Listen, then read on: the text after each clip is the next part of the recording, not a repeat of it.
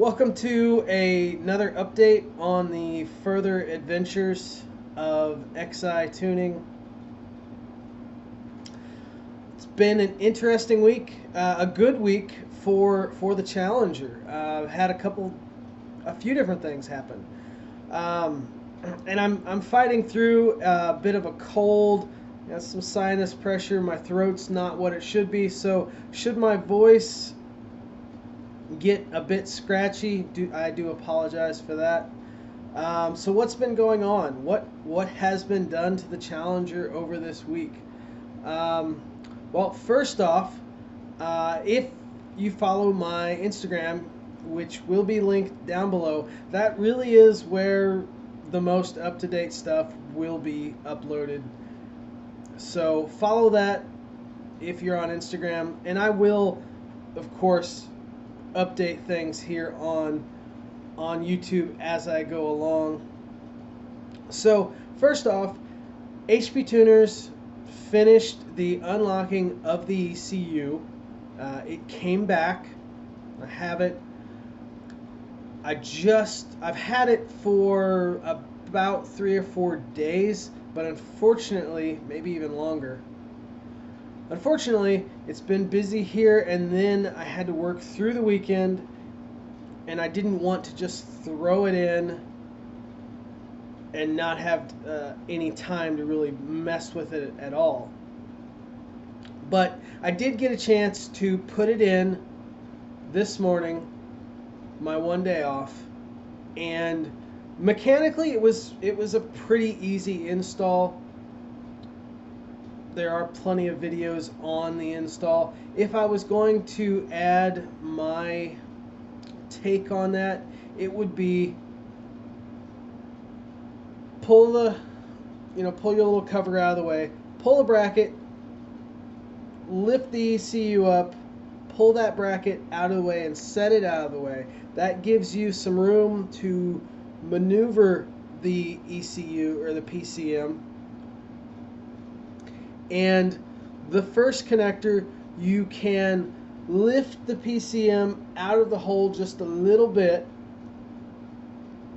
just so that you have some space that you can pull that PCM, pull that first connector off. And then you will literally drop the PCM back down in order to reach down and get the second connector off. There's not a lot of space. There's not a lot of extra conduit or slack in those cables. So other than that, I mean, it really was easy. Of course, disconnect your battery first. So the install mechanically was relatively straightforward.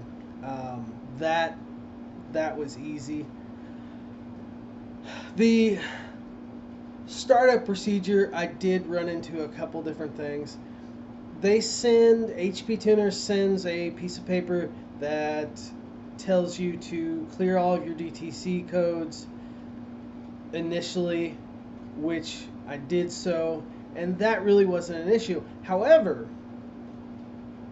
once I installed the ECU, I noticed that on my Uconnect, instead of the Dodge logo, the Chrysler logo showed up. And of course a different color. Super Track Pack excuse me. The Super Track Pack button no longer worked. Pardon me. Super Track Pack button was not working. Sport mode did work. I was able to completely turn off traction control. Now this was just me checking different things as I powered up the car. The car did start. The radio did not work. As in, the radio turned on, but the volume was just not working. You could turn it, nothing would happen. So I was a little bit freaked out. Backstory of the ECU is I picked it up off of eBay for $150. My searches before I bought it showed that it was a compatible PCM for my car. It was a superseded PCM number. It's an AA, whereas the current version is an AB, which is what my car has. So wasn't worried about that until I had it all installed. So, like I said, it showed Chrysler on my 8.4. The car started up, and so I was a little bit freaked out. Now, what I decided to do was to do another read of the PCM with the editor in order to send that to HP Tuners and open up a customer service ticket to see if maybe they missed something or what. I was not initially going to license that computer so that I didn't waste any more money, because I figured at that point, if I was stuck and at least the car ran, I could send in my PCM and have it unlocked, which obviously is another $260, making the $100 that I saved by buying a used PCM a lot less of a bargain. So, once I did the read, which takes 20 minutes, and I didn't leave the car so that nothing happened, with the windows rolled down. It is Southwest Louisiana, and it's 90 plus degrees, and it was very hot. I was very wet with a lot of perspiration.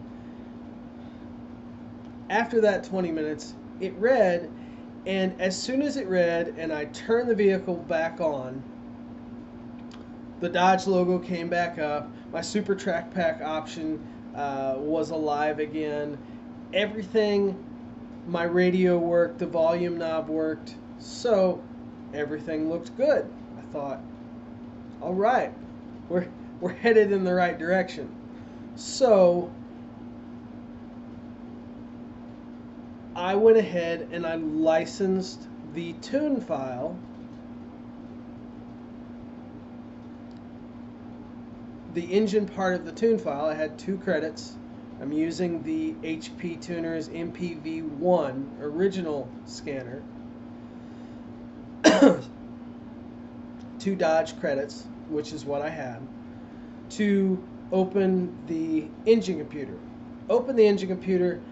I changed the speed limit and the rev limiter, and I went to flash that tune in.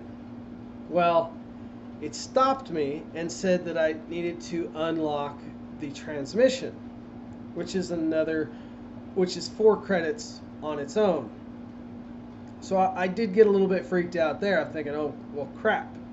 Now, and I tried. Like, I went to the beta editor, I went back to the original editor to try to flash that file in, but it would not let me get any farther. So I read just the engine computer by itself and got a read of just that. And I hoped that I hadn't just licensed a file that still needed the transmission tune. I thought, well, just my luck, I tried. I was thinking, oh, well, crap, maybe if I just read the engine computer and not the transmission computer and then save that I'll be okay. Fortunately, yes, that did work. So it licensed under my VIN, which I was hoping. So it gets kind of funny. And you know, obviously HP Tuners is not one to refund credits. So I was knee deep in this operation as it was, and fortunately that did work. I was able to use that read, which was another 10 minutes baking in the car, or stewing really, with the humidity in the car, in order to get that read alone. And it worked. I was able to just go in and I changed the speed limiter on the car from 155 miles an hour to, I think I put 200 miles, and I changed the rev limiter from 6,000 and 5,800 to 6,200 and 6,000, just to verify things worked. And it did. So with the limited amount of time that I really had, that's about as far as I got. I do have a plan going forward for this PCM and this tune, but right now this is a good sign. I at least got that far. The one thing that I have noticed that does not work is on my Uconnect, the temperature is not showing up for the outside, you know, ambient temperature. That's not showing up. Really not a big deal, since there is another one in the gauge cluster itself. So I'm going to consider that a win, and we'll continue forward from there. I do have a tune that I'm working on. The first stage will be starting on the fuel side of the house, and then I will transition into the spark. But that's another time. Speaking of HP tuners, and I said I'm tuning with my older MPVI 1. I came across a for sale post for an MPVI 2. This is a standard version. I have a Pro in my MPV 1, but I now have an MPVI 2. This is something I wanted to pick up just so that I could contrast the differences between the two systems and see which one I'm going to be using from here on out. Whether I'm going to upgrade this one to a Pro, or whether I'm going to stick with the MPVI 1. So I got a really good deal on it. It's already added to my account, so I'm really looking forward to playing with their new version.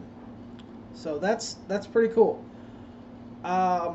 Speaking of tuning and that sort of thing, I'm probably going to initially start my data logging with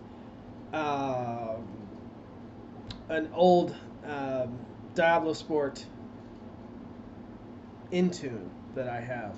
I've found, at least for myself, time-wise, that using the InTune, which already has a bunch of the tables already populated, is just a little bit quicker. Eventually I'll get into some of the math sections in order to build my own stuff for HP tuners, but when I was tuning my 2011, I really had a lot of issues getting those tables to work. I had several trouble tickets in with HP tuners, and it just never seemed like it got anywhere.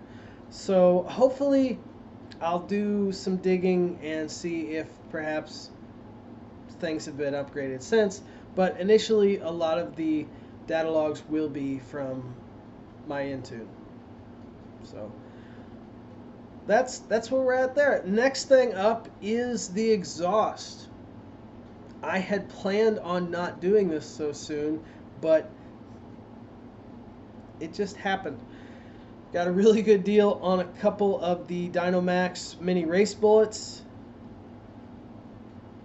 The shop that did my mid-muffler delete on the 2011, I showed up there, and it looks like the guy retired and it's closed. So I found another little shop on Google, really kind of a hole-in-the-wall shop, but,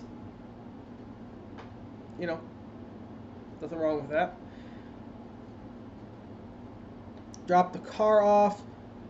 You know, it was funny because he had just done another Challenger, And when I told him instead of a mid-muffler delete, I was going to replace them with the mini race bullets, he just thought, he literally deer in the headlights, like I was crazy.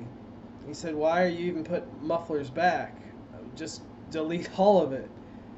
Um, and I had to explain to him, one, it's a daily driver, and number two, the one he had done was 2015.